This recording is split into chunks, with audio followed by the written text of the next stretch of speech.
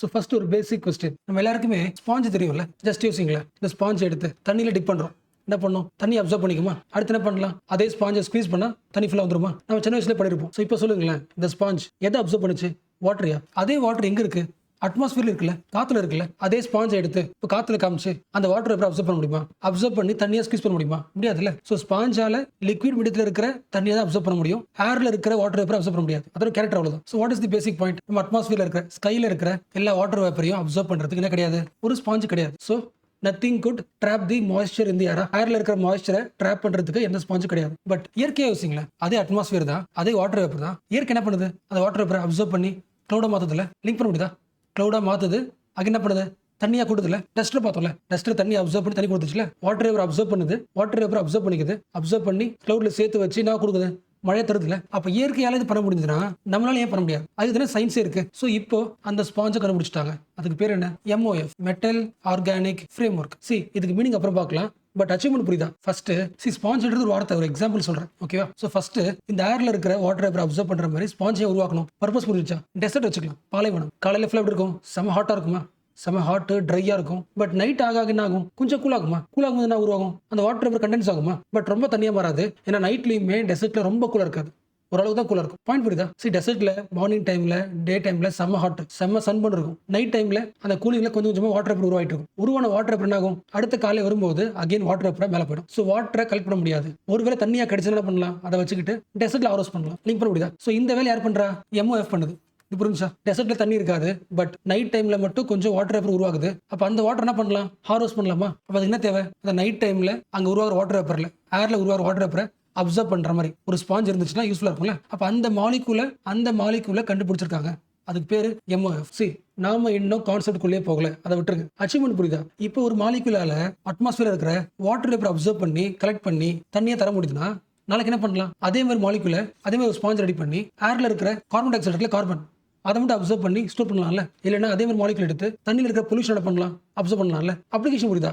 S. So அதெல்லாம் விட்டுருங்க. இப்போ again basic point. So what is the basic factor? So Robson, Kitagawa, Yaghi இந்த 3 பேரும் தான் கொஞ்சம் கொஞ்சமா அந்த ஏர்ல இருக்கிற வாட்டர் வேப்பரை அப்சர்வ் பண்ற மாதிரி ஒரு மாலிகுலை உருவாக்கிருக்காங்க. அதுக்கு பேர் என்ன, MOF. அப்போ MOFன்றத ஸ்டார்ட் பண்ணது ராப்சன். ஸோ ஓரளவுக்கு அவர் ஸ்டார்ட் பண்றாரு, அவருக்கு ஒரு ப்ராப்ளம் வருது, அந்த ப்ராப்ளமை இவர் சரி பண்றாரு. தேர்ட் லெவலில் இவர் என்ன பண்றாரு, கரெக்டான MOF ரெடி பண்ணிடுறாரு. ஸோ இந்த அச்சீவ்மெண்ட்டுக்காக கெமிஸ்ட்ரியில இந்த விஷயத்துக்கு இந்த 3 பேருக்கு நோபல் பிரைஸா?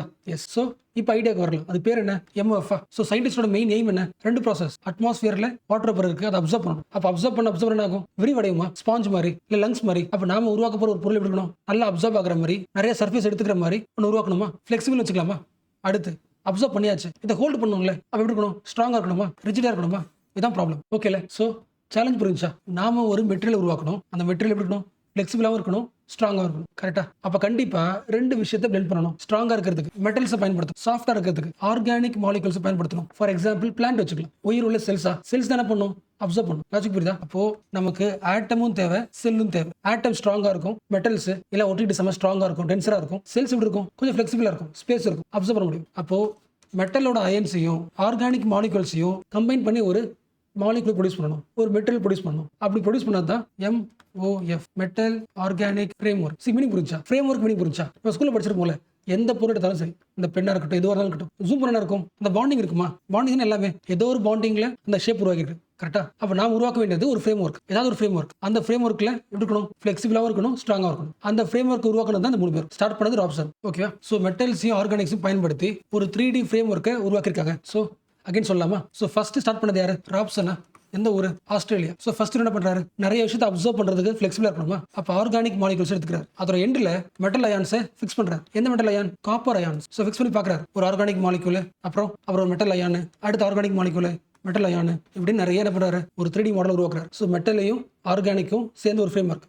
பட் ஸ்டார்டிங் ஸ்டேஜ்ல இது என்ன ஆகுது, ரொம்ப வீக்கா இருக்கு. காப்பர் அயனை பயன்படுத்துறதுனால அப்சர்வ் பண்ண உடனே ஈஸியா டிஸ்டர்ப் ஆகி உடஞ்சிருது. இந்த பாண்ட் சொல்லுவோம்ல, அந்த பாண்ட் ஈஸியா வீக் ஆயிடுது. அடுத்த ஆப்ஷனுக்கு அப்புறம் கிட்டாகாவா, ஜப்பான், இவர் என்ன பண்றாரு, இந்த 3D ஃப்ரேம் ஒர்க்கை பயன்படுத்தி அதே விஷயத்தை MOF இன்னும் ஸ்ட்ராங்கா மாத்துறாரு, ஸ்டெபிலிட்டி கொண்டு வராரு. அப்ப இவர் உருவாக்குற ஸ்ட்ரக்சர்ல ஏரை அப்சர்வ் பண்ண முடியுது, ரிலீஸ் பண்ண முடியுது, ஸ்ட்ராங்கா இருக்க முடியுது. ஸோ இவர் ஸ்டார்ட் பண்ணது தான் ஃபர்ஸ்ட் ஸ்டேபிள் MOF. அடுத்த ஆள் கிட்டகாவுக்கு அப்புறம் யாகி, இவர் எந்த ஒரு கலிபோர்னியா. இவர் என்ன பண்றாரு, இன்னோவேட்டர். அதாவது இந்த ஃப்ரேம் ஒர்க்கை வச்சுக்கிட்டு இந்த ஸ்டேபிள் ஃப்ரேம்வொர்க் வச்சுக்கிட்டு different types of ions, different metal, different organic compounds நிறைய மாத்தி ஃப்ரேம்வொர்க் உருவாக்கி ஒவ்வொரு விஷயத்தை என்ன பண்ணலாம், அப்சர்வ் பண்ணலாம். அது புரிஞ்சா சில அயன்ஸை பயன்படுத்தும் போது ஏர் அப்சர்வ் பண்ணலாம்.